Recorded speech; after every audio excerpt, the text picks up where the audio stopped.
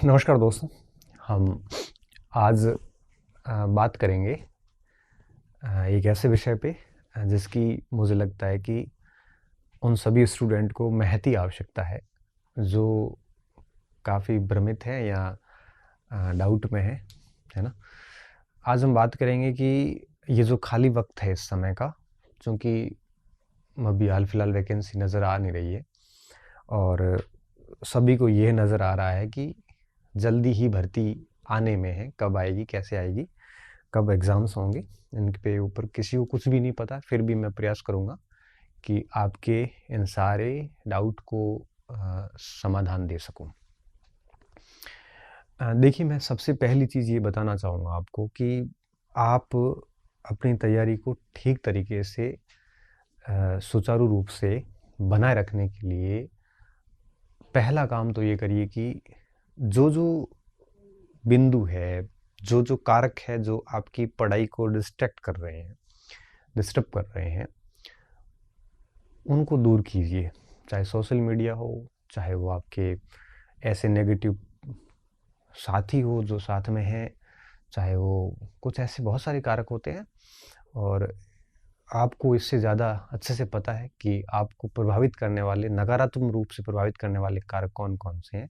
सबसे पहले उनसे दूर होइए, क्योंकि हम कितनी भी बातें बता लेंगे, आखिर में आप उन चीज़ों से अपना ध्यान भटका दोगे तो इन बातों का कोई मतलब नहीं रहता, क्योंकि हम बताने वाले लोग हैं, इम्प्लीमेंट तो आपको ही करना होता है ना? और मैं ये मानता हूँ कि जब तक डिस्ट्रैक्ट करने वाले लोगों से आप दूर नहीं होंगे या उन तत्वों से दूर नहीं होंगे, तब तक ये चीज़ें प्रभावी रूप से धरातल पे उतरने में कामयाब नहीं हो पाएगी, है ना? तो जैसे सोशल मीडिया, आपको ठीक से पता है कि ये हमारी समय की बर्बादी का अहम कारण है। आपको बहुत अच्छे से पता है ये बात, बावजूद उससे आप दूर नहीं हो रहे हैं। आप अपना स्क्रीन टाइम मोबाइल पे देखोगे 4 से 5 घंटे औसतन होता है, और आपको पता है 4-5 घंटे पढ़कर कोई व्यक्ति 2-3 साल के अंदर आईएएस बन जाता है, और आप उन 4-5 घंटों को बर्बाद ऐसे कर रहे हैं जिसका कोई वैल्यू नहीं है। तो आप अपना टाइम कहाँ इन्वेस्ट कर रहे हैं, परिणाम तो आएँगे। अगर आप पढ़ाई में इन्वेस्ट कर रहे हैं तो भी परिणाम आएँगे, अगर आप मोबाइल में इन्वेस्ट कर रहे हैं तो भी परिणाम आएँगे। अब ये ज़रूरी नहीं है कि वो परिणाम आपके पक्ष में आए। अब आपको खुश करने वाले परिणाम पढ़ाई में टाइम इन्वेस्ट करोगे तो आएगा, और लोगों को खुश करने के परिणाम मोबाइल में आप इन्वेस्ट करोगे तो आएगा। परिणाम तो आएगा और आपको परिणाम झेलना पड़ेगा। टाइम आप उन तत्वों को दोगे, मोबाइल जैसे तत्वों को, और भी कई सारे तत्व हैं, तो उसके परिणाम आप सह नहीं पाओगे, आपके लिए वो बड़े नेगेटिव परिणाम होंगे। पढ़ाई को देते हैं तो आपके परिणाम बड़े शानदार परिणाम होंगे। तो परिणाम तो मिलना तय है। तो बेहतर है कि आप अपना टाइम जो है अच्छी जगह इन्वेस्ट करें, तो डेफिनेटली ठीक तरीके से परिणाम आते हैं।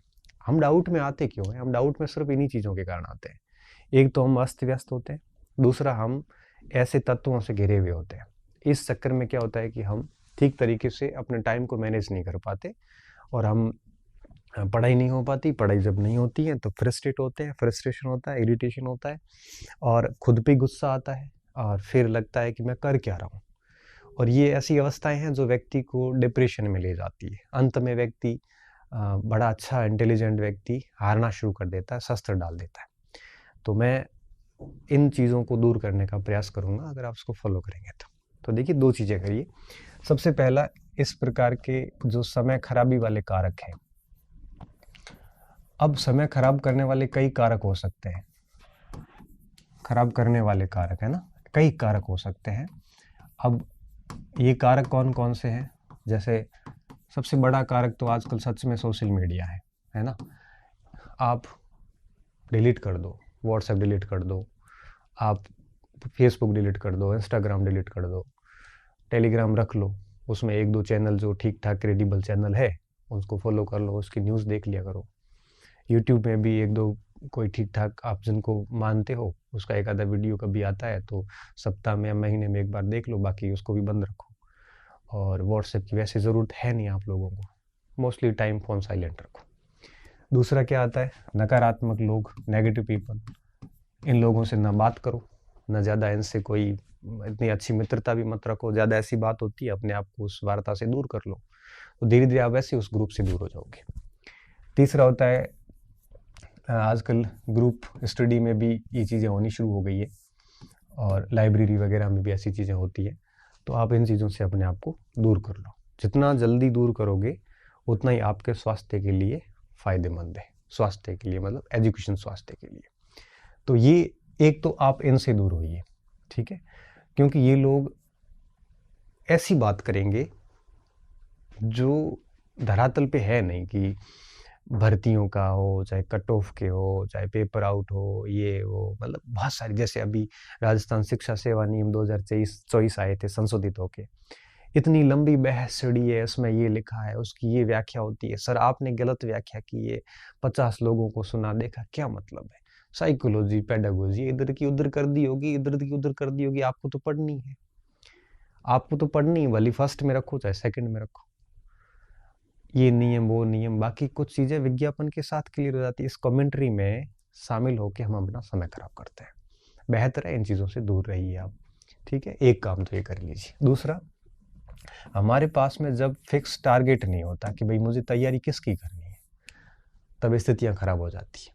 आप पहले इन चीज़ों से दूर होइए, फिर अपना एक टारगेट सेट कीजिए।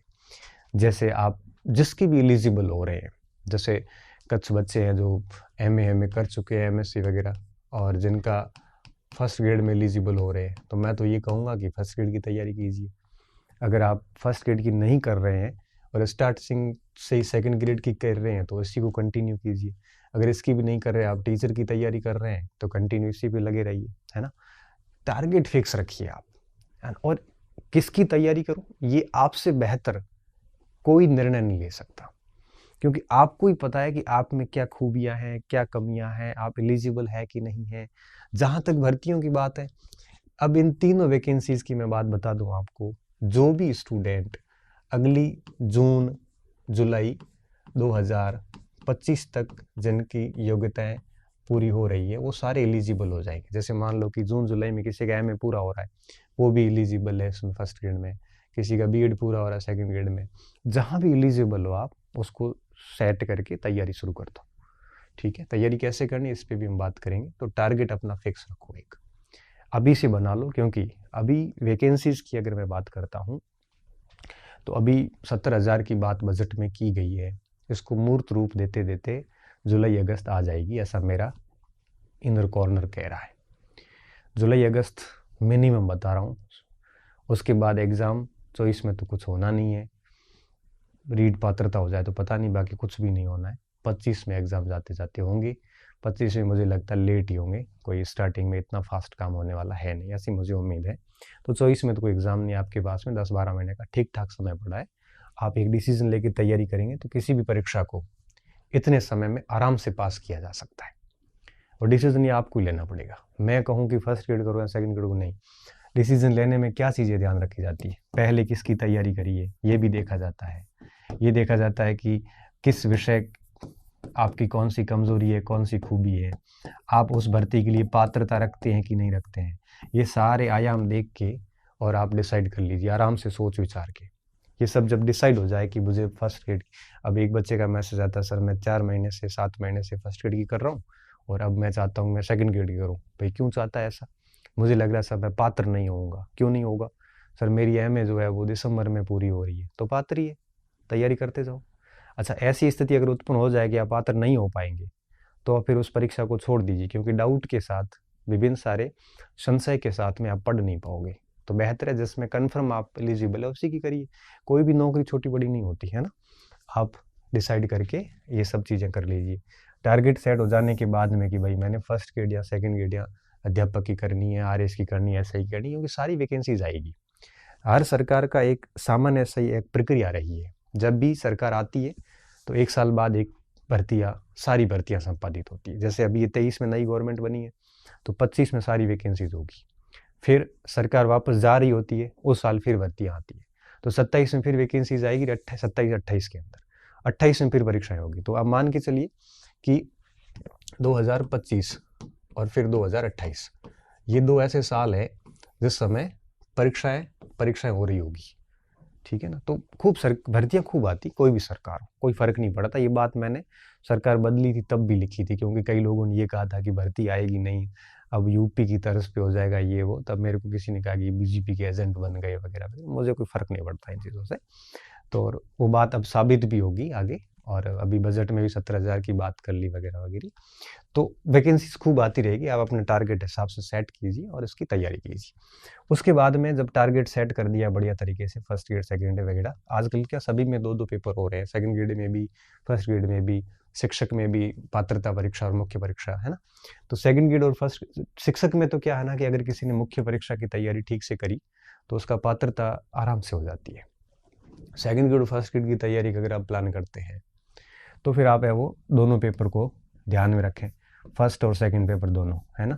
अगर आप सोचोगे कि नहीं सर मेरा फर्स्ट पेपर बेहद अच्छा है तो अभी छोड़ सकते हो, सेकंड करिए। अगर आपको लगता है कि दोनों पेपर कमज़ोर हैं तो समय दिन का कम से कम कुछ हिस्सा फर्स्ट पेपर को दीजिए, कुछ हिस्सा आप सेकंड पेपर को दीजिए, थोड़ा सेकंड पेपर को ज़्यादा दीजिए, 5-6 घंटे दे दीजिए, फर्स्ट पेपर को भी 2-3 घंटे दे दीजिए, है ना।